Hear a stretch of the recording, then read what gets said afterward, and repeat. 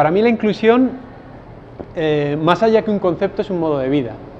O sea, uno, sobre todo cuando viene de fuera, y mucho más cuando vienes de Europa, en Europa los criterios de inclusión están trabajando con una serie de conceptos que son difíciles de entender.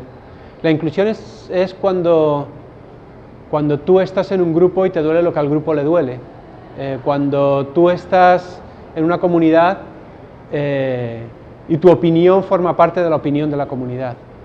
A veces suena un poco utópico, pero realmente esa sería la inclusión que deberían de sentir pues todos los grupos que están desplazados o que tienen dificultades para poder ejercer sus derechos. Sentirse incluidos es sentir que el otro tiene empatía contigo, que siente lo que tú estás sintiendo, independientemente de que después sea más fácil o más difícil poner en práctica ese trabajo. Yo creo que la diferencia, la falta de inclusión es sobre todo cuando, a mí me decían en una comunidad en Juan 23, en Bogotá, me decían, si nosotros lo único que queremos es que la gente nos mire la jeta.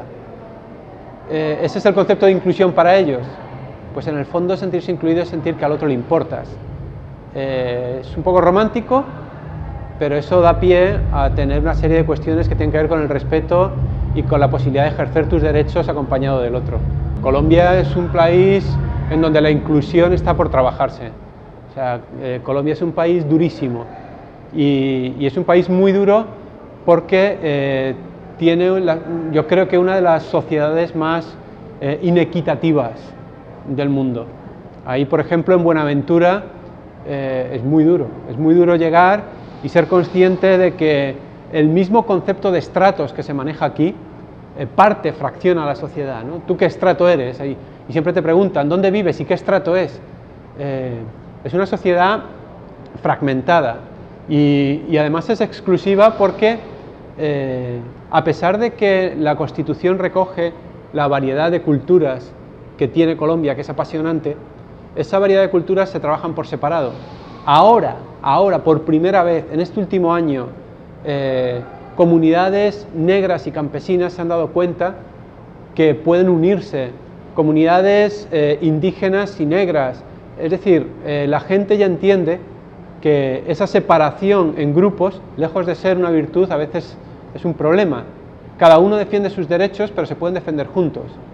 Eso empieza a generar inclusión entre la gente, entre esos grupos sociales, y luego ya veremos si se puede seguir más adelante, porque está el tema precisamente de la distribución económica tan dura que sufre este país, y que esa yo creo que lamentablemente va a ser un trabajo muy difícil porque a las oligarquías y a la gente que tiene más capital, que maneja el capital en Colombia y que tira esas locomotoras chiquititas de las que se habla, al final generan también una especie de protección de su propio estatus de locomotora y no es fácil. No sé si en un escenario de paz, de hecho, eso se vaya a solucionar. Yo creo que es un país apasionante por lo vivo, porque la gente está en esa lucha, pero es muy difícil.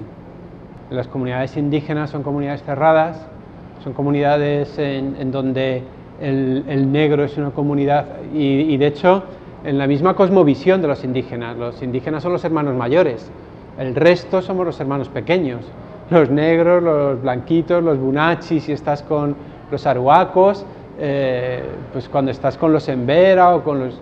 da igual, somos los hermanos pequeños, todos, y eso sí, hay ciertos roces.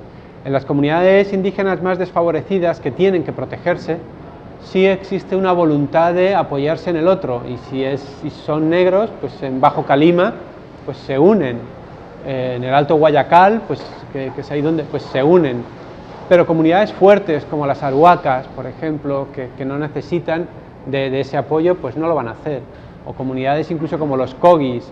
Sierra Nevada de Santa Marta es especialmente cerrada, pero las comunidades indígenas además tienen sus propias dinámicas.